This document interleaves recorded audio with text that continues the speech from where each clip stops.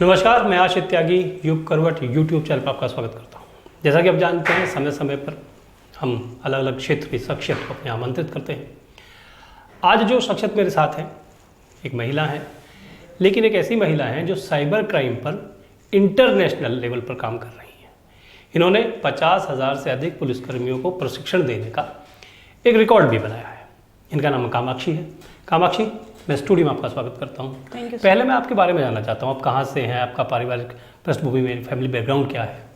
मेरा नाम कामाक्षी शर्मा है। मेरा जन्म मेरठ में हुआ था और मैं गाज़ियाबाद की रहने वाली हूँ। मेरी स्कूलिंग गाज़ियाबाद से हुई थी। होली ट्रिनिटी चर्च स्कूल से मैंने 10th किया था और KDB से 12th। उसके बाद मैंने अपना ग्रेजुएशन जो है वो गढ़वाल यूनिवर्सिटी से किया था। उसमें मैंने BTech किया कंप्यूटर साइंस में, और फिर धीरे धीरे वहाँ पे मुझे हैकिंग का शौक़ लगा। और हैकिंग से ही मुझे मेरे डीन सर से गाइडेंस मिली थी कि अगर आप हैकिंग कर सकते हो तो हैकिंग से आप जो हैकिंग करते हैं उन्हें भी पकड़ सकते हो। तो वहाँ से मेरा फिर माइंड शिफ्ट हो गया था कि मैं साइबर इन्वेस्टिगेशन करनी है मुझे। अच्छा, अब जब से आप एक काम शुरू किया और अब तक आज की डेट तक मैं बात कर रहा हूँ, किस तरह के साइबर क्राइम हमारे यहाँ हो रहे हैं? हमारे यहाँ साइबर क्राइम का पैटर्न जो है वो बहुत जल्दी चेंज हो रहा है। पहले तो कुछ सालों तक तो एक OTP वाला ही चला था, उसके बाद आया कि लिंक क्लिक करने वाला आया, फिर जो है वो थोड़ा और एडवांस आया, फिर यह आया कि वो आपके मोबाइल में .apk फाइल भेजने लगे, और जैसे ही वो आप डाउनलोड करते थे आपके फ़ोन में मालवेयर आ जाता था, उसके बाद आपका फ़ोन हैक हो जाता था। अब नए नए तरीके आ गए हैं, जैसे लोन फ्रॉड हो गया है कि लोग फर्जी एप्लीकेशन बना के गूगल प्ले स्टोर पर डाल देते हैं, लोन फ्रॉड हो गया।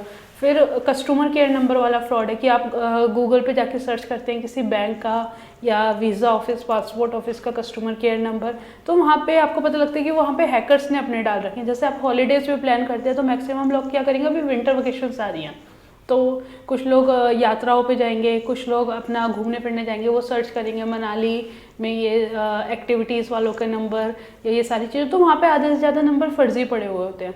लोगों को लगता है गूगल कुछ इन्फॉर्मेशन दे रहा है तो वो 100% सही देगा, जबकि ऐसा नहीं है। गूगल सिर्फ एक वाइट बोर्ड है जिसमें जाके आप कुछ लिखते हो और फिर डिजिटल मार्केटिंग के थ्रू उसे रैंक अप करा सकते हो। गूगल कभी भी वेरीफाई नहीं करते। अगर वेरीफाई करता तो आज की डेट में इतने सारे लोन स्कैम्स और कस्टमर केयर वाले नंबर स्कैम्स, इतनी सारी फेक न्यूज़ नहीं चलती। अच्छा, जो नई चीज़ें सुन रहे हैं, जैसे सेक्सटॉर्शन तो फिर भी एक पुराना शब्द हुआ जी। अब साइबर अरेस्ट, डिजिटल अरेस्ट जैसे शब्द सामने आ रहे हैं जी। तो ये क्या है? साइबर में अब क्या हो रहा है, AI आ गया है, आर्टिफिशियल इंटेलिजेंस। अभी लास्ट ईयर ही ChatGPT लॉन्च हुआ था, अब उसके एडवांस वर्जन आ रहे हैं। आर्टिफिशियल इंटेलिजेंस बहुत तेज़ी से रोल में आ रहा है, और आर्टिफिशियल इंटेलिजेंस आने वाले कुछ सालों में, ज़्यादा नहीं 4-5 सालों में बहुत बड़ा खतरा बन जाएगा। वो उतना काम कर सकता है, वो हर चीज़ का एस्टिमेट लगा सकता है, वो ये भी बता सकते हैं कि अगर ये कंडीशन हुई तो इसमें जनता का रिएक्शन क्या होगा। वो इलेक्शन तक को बता सकते हैं कि कौन सी पार्टी जीतेगी, कौन सी नहीं जीतेगी।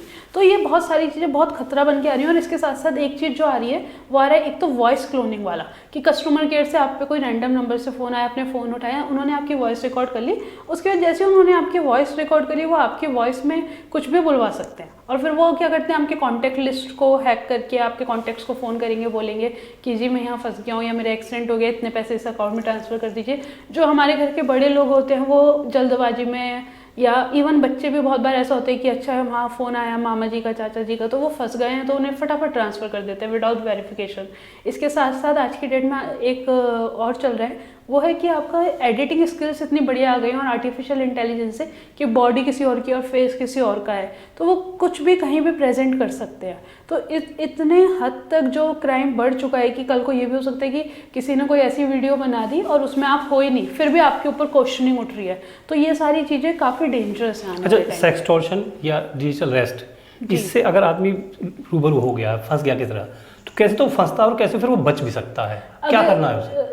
सेक्सटॉर्शन में फंसते कैसे हैं कि अननोन कोई कॉल आई, वीडियो कॉल आई, लोग उठा लेते हैं।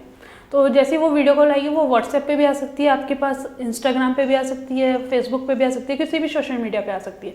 जैसे वो कॉल आती है उसमें एक न्यूड वीडियो चला दी जाती है, और वहीं पे या तो वो लोग स्क्रीन रिकॉर्डिंग कर रहे होते हैं या क्रिमिनल्स की कोई टीम का मेंबर उसे शूट कर रहा होता है, और बाद में आपको ब्लैकमेल किया जाता है। उसमें जो भी आपका इन्वॉल्वमेंट होगा तो वो उसके थ्रू ब्लैकमेल करेंगे, या फिर वो आपको बोलेंगे कि ये जो वीडियो है उसमें आपकी फ़ोटो का एक बार फ्रेम आ गया, आपका चेहरा आ गया और आपने कोई एक्टिविटी भी नहीं करी है, तो वो पूरी वीडियो चला के उसे एडिट करके आपको बोलेंगे कि जी ये वीडियो अब हम वायरल कर रहे हैं, आप इतने पैसे दे दीजिए। कुछ लोग घबरा के उसमें पैसे दे भी देते हैं। और उसके बाद होता क्या है कि आपको थोड़ी देर बाद कॉल आएगा पैसे देने के बाद भी, और ट्रू कॉलर पे आप अपना नाम कुछ भी लिख सकते हैं, तो वो उन्होंने ट्रू कॉलर पे मेंशन कर दिया होता है। 2 कॉल्स आती हैं, एक YouTube office, second cyber cell. तो आप पे कॉल आएगी, जी आपकी ऐसे ऐसे वीडियो पाई गई है और ये यूट्यूब पे डल रही है, मैं यूट्यूबर का ऑफिसर बोल रहा हूँ, ये बोल रहा हूँ, आपको इतने पैसे जमा करने हैं। तो वो आपको उस लेवल तक परेशान करते हैं जहाँ तक वो आप पैसे खींच सकते हैं आपसे। और इसमें क्या होता है कि जैसे बहुत सारे लोगों की आईडी होती है पब्लिक, तो वो उनकी फ्रेंड लिस्ट को जाके सेंड करना शुरू कर देंगे उनको बदनाम करने के लिए। तो मेरा कहना यही है कि अगर आप सेक्सटॉर्शन में, सबसे पहले तो आप कोई भी अनजान वॉइस कॉल उठाइए मत। अगर आपको लग रहा है कि आपने किसी से नंबर शेयर किया, चाहे रिलेटिव हो, फ्रेंड, और वो सीधा आपको वीडियो कॉल कर रहे हैं, तो पहले आप उठाओ मत, उसको मैसेज करके पूछ लो हाँ भाई कौन हो, उसके बाद उससे कम्युनिकेट करो। पहले वेरिफिकेशन करो, ये नहीं कि कोई डायरेक्ट कॉल आ रही है और आप रैंडमली पिक कर रहे हो, क्योंकि आज की डेट में ये बिल्कुल भी सेफ नहीं है।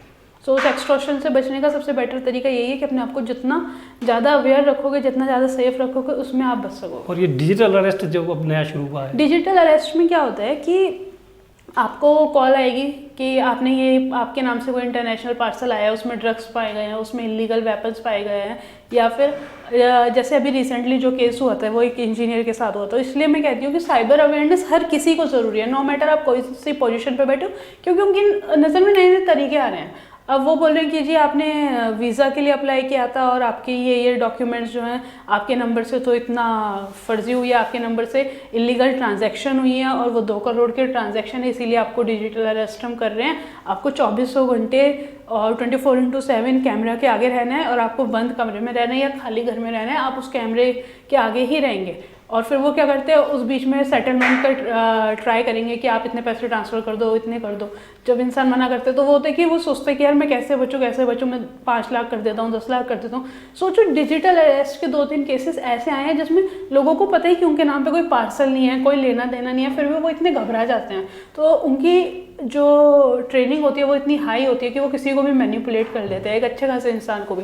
तो इसमें ये इंपॉर्टेंट नहीं है कि आप कितने ज़्यादा, मतलब कौन सी पोस्ट में है या कौन सी पोस्ट पे नहीं है। आज के डेट में डिजिटल इंडिया की बात करें तो हमारे यहाँ एक स्ट्रीट वेंडर, अगर आप नीचे जाके हम स्ट्रीट से कुछ फूड भी ऑर्डर करते हैं तो वहाँ पे चाउमीन वाले भैया हो या सब्जी वाले भैया हो, वो सब भी पेटीएम और स्मार्टफोन यूज़ कर रहे हैं। तो सोचो जब हम उस पोजीशन पे बैठ के, जहाँ पे एक कोई बड़ा ऑफिसर बैठा है या फिर कोई इंजीनियर बैठा है, डॉक्टर बैठा है, उनको नहीं बचा पा रहे हैं, तो अगर ये हमले इन लोगों पे शुरू हो गए तो ये कितनी भारी तादाद। अच्छा, आप एक बहुत बड़ा काम इस पर कर चुके हैं, काफ़ी समय से इस पर काम कर रहे हैं, क्या आइडिया है भारत में पर डे कितना स्कैम ये हो रहा है? भारत में पर डे 170 करोड़ से ज़्यादा का स्कैम हो रहा है, ये रिपोर्टेड है। अनरिपोर्टेड की बात करेंगे तो ये हो सकता है कि 500 करोड़ में पर डे जो है वो पार कर जाए, और अभी तो हमारे पास राइट टू इन्फॉर्मेशन भी क्लोज है कि कितना हो रहा है। तो ये बहुत बड़े लेवल पे हो रहा है। और इसमें सबसे बड़ी दिक्कत ये है कि जैसे हमारे साइबर लॉज है, अभी हम साइबर लॉज डिफाइन भी नहीं कर सकते। अगर हम कल को सोचें कि कल अपडेट कर देते तो परसों नई टेक्नोलॉजी आ रही है, आप उसको कैसे इंक्लूड करोगे?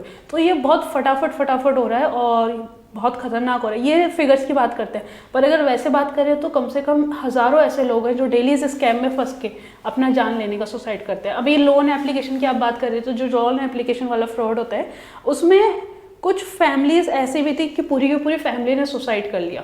क्यों? क्योंकि उन्होंने एक फर्जी एप्लीकेशन से लोन ले लिया और लोन का छोटा अमाउंट था, 2-3 दिन तो इंटरेस्ट 2 या 3% रहा, चौथे दिन उन्होंने इंटरेस्ट 200% कर दिया।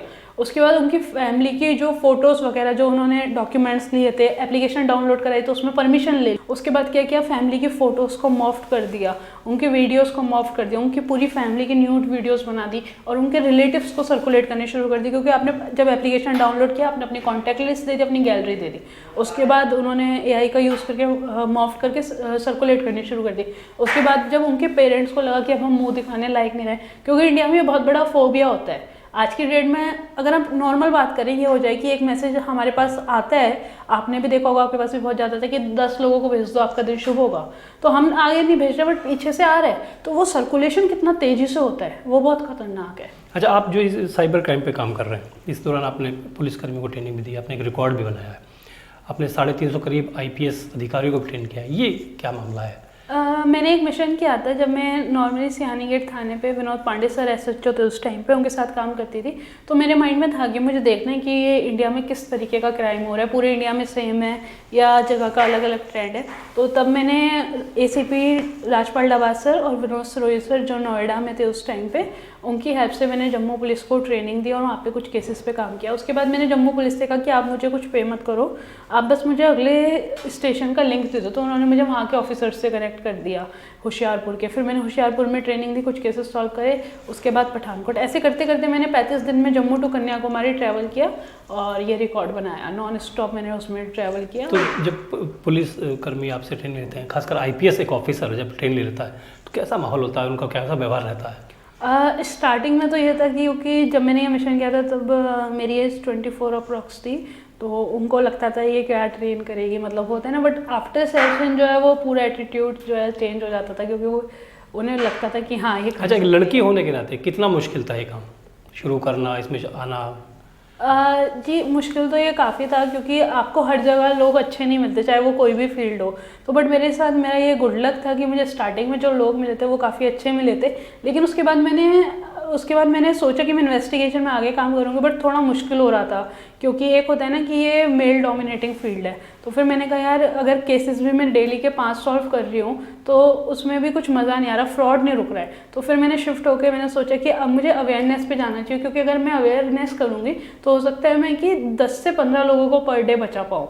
और जो कि होता है, अगर मैं आज एक अवेयरनेस सेशन लेती हूँ और वहाँ पे 100 लोग बैठे हुए हैं तो 20-25 लोग आ जाते हैं कि मैम मेरे साथ ये हो रहा है, कि मैं अभी मतलब ट्रैप हो रहा हूँ। और कुछ लड़कियाँ आ जाती हैं कि मैम मेरे जो दोस्त हैं वो मुझे ऐसे परेशान कर रहे हैं, मैंने गलती से उन्हें अपनी प्राइवेट फ़ोटोज़ शेयर कर दी।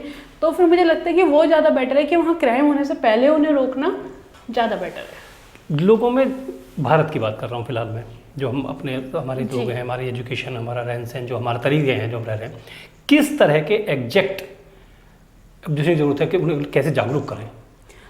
उनको ना सबसे पहले क्या है कि हमारे भारत में जैसे डिजिटल इंडिया बहुत तेज़ी से फैल गया, बट अब कोई ऐसा फेस नहीं है जिस पे वो यकीन कर सके।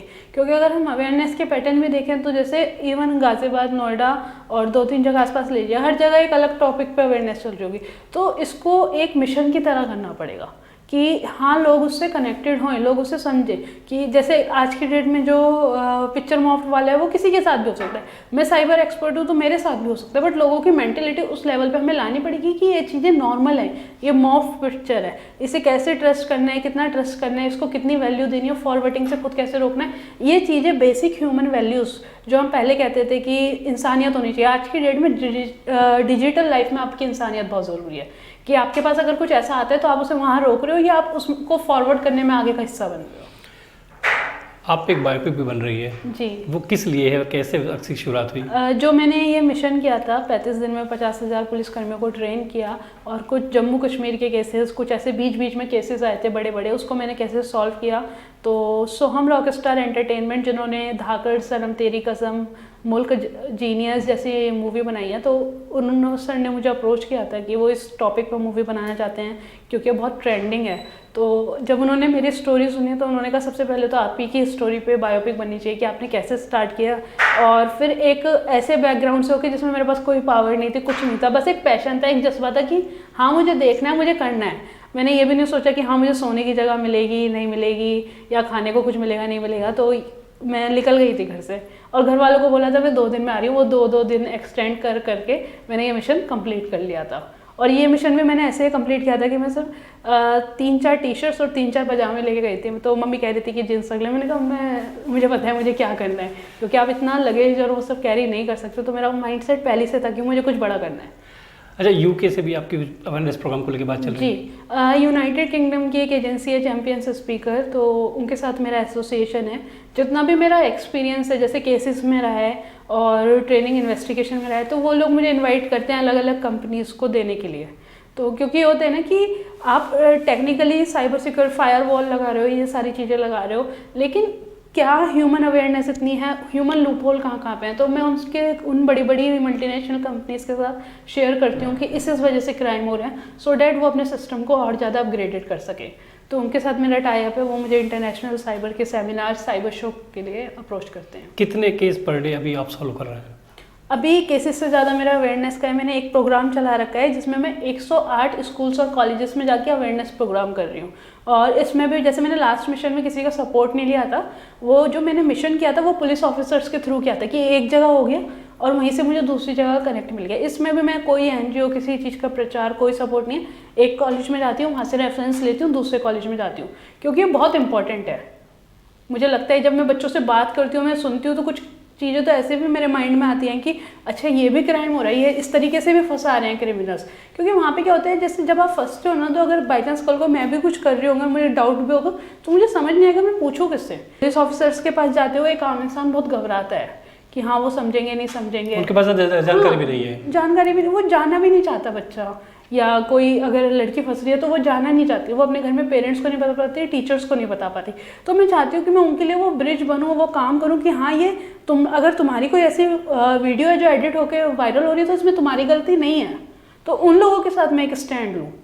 तो अभी मतलब यह है कि साइबर क्राइम से अगर मुझे बचना है, किसी को बचना है, तो केवल अवेयरनेस एक तरीका है। अवेयरनेस, अपडेटेड रहना। अगर आप अवेयर रहोगे तो आपको पता लगेगा कि फ़ोन में क्या क्या सेटिंग्स रखनी चाहिए, ये सारी चीज़ें हैं। और अगर आप फंस रहे हो तो कैसे है, तो वो सारी चीज़ें सिर्फ अवेयरनेस के माध्यम से ही आएंगी। और ये अवेयरनेस भी ये नहीं होती कि आपने एक टाइम ले लिया, हर 6 महीने में, हर 3 महीने में आपको नई नई अवेयरनेस के पैटर्न्स पे अपडेटेड रहना पड़ेगा। अगर आज की डेट में आप मोबाइल यूज़ कर रहे हो, जो कि सब कर रहे हैं, चाहे वो स्ट्रीट वेंडर हो, कोई हो, हाउसवाइफ हो, ऑनलाइन शॉपिंग के लिए वो भी मोबाइल यूज़ कर रही हैं, बच्चा है जोमेटो स्विगी से खाना मंगा रहा है वो भी यूज़ कर रहा है।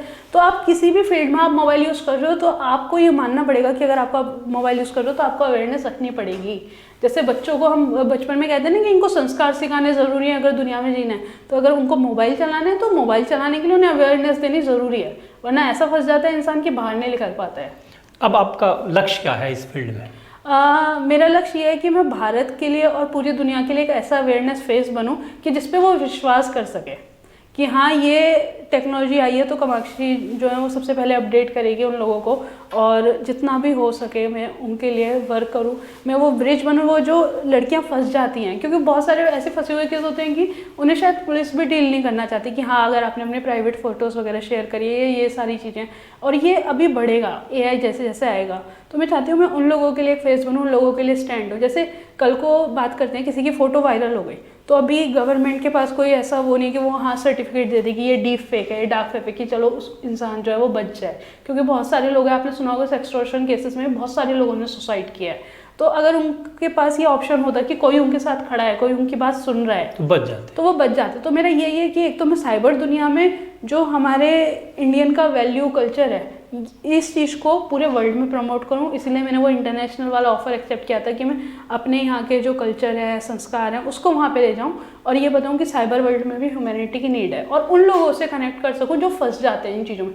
फाइनेंशियल वाले में मैं ज़्यादा हेल्प नहीं कर पाती क्योंकि वो बैंक का प्रोसेस है, क्रिमिनल्स को पुलिस पकड़ के लाएगी। लेकिन ये जो सोशल मीडिया वाले हो रहे हैं, इमोशनल वाले हो रहे हैं, इसमें मैं जितना उनकी हेल्प कर पाऊँ मैं करना चाहूँगी।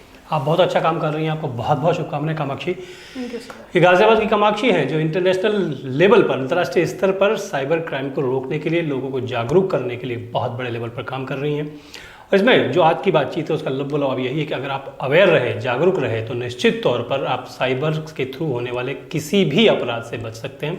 इसके अलावा थोड़ा सा मोबाइल पर ध्यान रखें, जो अननेसेसरी अननोन कॉल्स आती हैं, जो मैसेजेस आते हैं उन्हें ना लें, उन्हें ना पढ़ें, वीडियो को ना देखें, तो ये आपका एक बहुत बड़ा बचाव होगा। कामाक्षी आपका बहुत बहुत धन्यवाद, आपने बहुत अच्छी जानकारी लोगों को दिया गाजियाबाद को, और खासकर पूरी दुनिया को आपने बताया कि कैसे आप बच सकते हैं। तो आज के लिए बस इतना ही। गाजियाबाद और उसके आसपास की तमाम खबरों को देखने के लिए, नई नई जानकारी लेने के लिए देखिए युग करवट यूट्यूब चैनल। युग करवट को सब्सक्राइब कीजिएगा, वीडियो को लाइक कीजिएगा, शेयर कीजिएगा। नमस्कार।